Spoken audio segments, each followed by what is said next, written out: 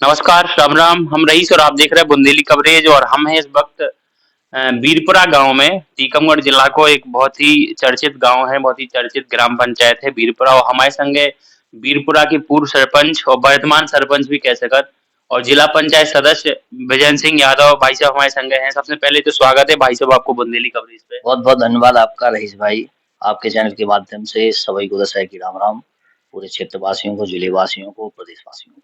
का है भाई साहब ये बार का माहौल लग रहा है चुनावी माहौल चल रहा हो विधानसभा के चुनाव हैं काफी दमखम भाजपा अपनों लगा रही है कांग्रेस अपनों लगा रही है अन्य जो पार्टियां हैं आम आदमी पार्टी और क्षेत्रीय पार्टी में भी अपनों प्रत्याशी और एक दमखम के साथ उतर रही है मैदान में आप का लग रहा हो कि भाजपा की स्थिति कितनी मजबूत है मध्य प्रदेश में और आपके टीकमगढ़ जिला में।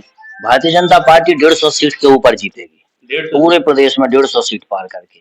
माननीय मोदी जी के नेतृत्व में, माननीय शिवराज सिंह जी के नेतृत्व में, प्रदेश अध्यक्ष बी डी शर्मा जी के नेतृत्व में भारतीय जनता पार्टी की योजनाएं हर गरीब तक, एक आखिरी छोर तक योजना पहुंची है। गरीब के कल्याण की पार्टी अगर कोई है तो वो भारतीय जनता पार्टी है। और भारतीय जनता पार्टी हमेशा सबको साथ लेके चलती है। अभी आप देख रहे होंगे कि जैसे कांग्रेस के कुछ टिकट हुए हैं, तो केवल कांग्रेस, ऐसा महसूस हो रहा है टीकमगढ़ जिले में कि कांग्रेस, हमें लगता है कि केवल एक जाति विशेष की पार्टी बची है। तो भारतीय जनता पार्टी इस बार 150 पार। 150 पार जी। काफी विरोध झेल भी के लाने मिलो है जैसे कांग्रेस पार्टी के लाने के ये आपने बात की कि एक ही जाति विशेष की हो गई हो एक ही वर्ग विशेष की हो गई हो तो उनमें कई बार प्रत्याशियों ने भी मानो है जो अपनी दावेदारी कर रहे थे वो भी आज मैदान में उतर है कोनो निर्दलीय कोनो अन्य पार्टी को सिंबल लेके आगो है। तो आप क्या माना तो कि भाजपा की समीकरण उन पार्टी के प्रत्याशियों से जो निर्दलीय लड़ रहे हैं या कोनो अन्य पार्टी से उनसे बिगड़े या भाजपा को फायदा मिले। देखो, भारतीय जनता पार्टी सबको लेके चलने वाली, सभी को लेके आपने देखा होगा भारतीय जनता पार्टी की जो टिकट वितरण की प्रणाली है उसमें सबका सम्मान रहा है। कांग्रेस पार्टी ने केवल एक जाति विशेष के लोगों को टिकट दिए हैं, उसमें ब्राह्मण का भी सम्मान नहीं रखा। किसी ब्राह्मण को टिकट नहीं दिया टीकमगढ़ निवाड़ी में, किसी यादव को टिकट नहीं दिया, किसी कुशवाहा समाज के व्यक्ति को टिकट नहीं दिया, किसी दांगी समाज के व्यक्ति को टिकट नहीं दिया, किसी घोष समाज, ऐसी तमाम पिछड़ा वर्ग की जितनी जातियां हैं उनको टिकट नहीं दिया। तो निश्चित है इससे कांग्रेस की मानसिकता का आप अनुमान लगा सकते हैं कि कांग्रेस की क्या विचारधारा। कांग्रेस हमेशा सामंतशाहियों की पार्टी रही है और उसमें हमेशा सामंतशाही ही हावी रहे हैं। और निश्चित आप देख रहे हैं कि अनुभव भी कर रहे होंगे आप कि कांग्रेस के टिकट जब वितरण हो गए हैं तो सबके मन में एक ही चीज आ गई, एक जाति विशेष की पार्टी बची है केवल, और एक जाति विशेष के लोगों की ही पार्टी रह जाएगी आने वाले समय में। भारतीय जनता पार्टी सबको साथ लेके चलती है और मध्य प्रदेश में पूर्ण बहुमत की अब की बार 150 पार के साथ सरकार बनाएगी। आपने एक शब्द कही है सामंतशाही सामंतशाही जो शब्द है आजकल बुंदेलखंड में सबसे ज्यादा प्रचलन में है ये चुनावी माहौल में सामंतशाही के लाने आपकी परिभाषा आपकी नजर में क्या परिभाषा है सामंतशाही क्यों का एक जाति वर्ग में पैदा हो वो सामंतशाही है या फिर सामंतशाही हर जाति वर्ग में हो सकता है क्या परिभाषा है। सामंतशाही का मतलब किसी जाति विशेष से नहीं है। सामंतशाही का मतलब ये है कि कांग्रेस की जब जब सरकारें नहीं हैं तो निश्चित ही गुंडागर्दी हुई है और कांग्रेस ने फिर सामंतशाही ऐसे लोगों को टिकट दिया है जिनके हमेशा इतिहास रहे हैं गुंडागर्दी के। तो आप ये अनुमान लगा सकते हैं कांग्रेस पार्टी हमेशा ऐसे लोगों की पार्टी बन के रह जाएगी। सामंतशाही जो मेरा किसी जाति विशेष के लिए नहीं है कि किसी जाति विशेष, हर व्यक्ति में जहां जो गुंडागर्दी करेगा वो सामंतशाही है, वो भले किसी जाति का हो।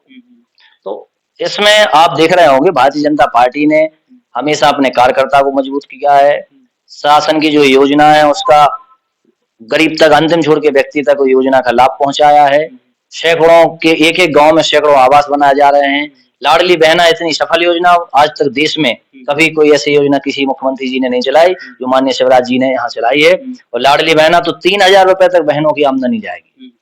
लाडली बहना को आपने जिक्र करो तो लाडली बहना के लाने कांग्रेस की तरफ से कई बार ऐसे बयान सामने आए थे कई बार भी आरोप लगा थे कि लाडली बहना करीब 18 साल से मध्य प्रदेश में भाजपा की सरकार है के पहले कह नहीं कहा भाई जब वोट लेवे की राजनीति जब लाडली बहना के माध्यम से भी चला रहे हैं आपको का मान जबकि आपने स्वीकारो है कि लाडली बहना एक सफल योजना है जबकि कांग्रेस आरोप लगा थे कि डायरेक्ट वोट खरीदने की योजना है। देखिए ऐसा है, कांग्रेस केवल आरोप ही लगा सकती है। कांग्रेस की 14 महीने सरकार रही। कांग्रेस ने कहा कि हम 2 लाख तक का कर्ज माफ करेंगे। कांग्रेस ने कहा हम बिजली बिल हाफ करेंगे। तो ना तो किसी का कर्ज माफ होगा, ना किसी के बिल हाफ होंगे। तो कांग्रेस केवल कह सकती है, करने वाली अगर कोई पार्टी है तो वो है भारतीय जनता पार्टी। 14 महीने में कांग्रेस को योजना चलानी चाहिए थी ना, उन्होंने क्यों नहीं चलाई? वो चलाते तो उनकी कोई योजना सफल होती तो आज लोग कहते कि भाई ये योजना सफल है। उनकी तो एक ही लूट योजना, भ्रष्टाचार योजना, गुंडागर्दी योजना, ये कांग्रेस में हमेशा चलती नहीं।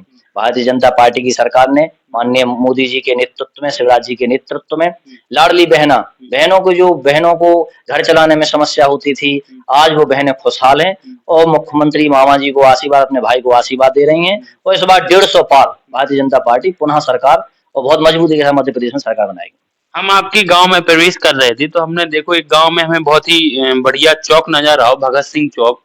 इके बनावे के पीछे का विचार रहो है और आपकी जो सेल्फी पॉइंट है ऐसो शायद ही है मैं कोनो विधानसभा में देखबे के लाने मिलो आपको गांव। कई बार पेपर, कई बार अखबार और न्यूज में निकला था कि वीरपुरा जो है एक गांव से एक स्मार्ट गांव की ओर बनवे के लाने अग्रसर है। तो का तैयारियां लियो, का उन जो अभी वर्तमान सरपंच है उनके लाने का संदेश देवो चाहो कि भी कौन तरीका से अपने गांव में ई तरीका को विकास कर पाए? देखिए, गांव में हम लगभग बहुत लंबे समय से नेतृत्व कर रहे हैं, तो हमारा एक ही मानना है कि एक स्मार्ट गांव होना चाहिए।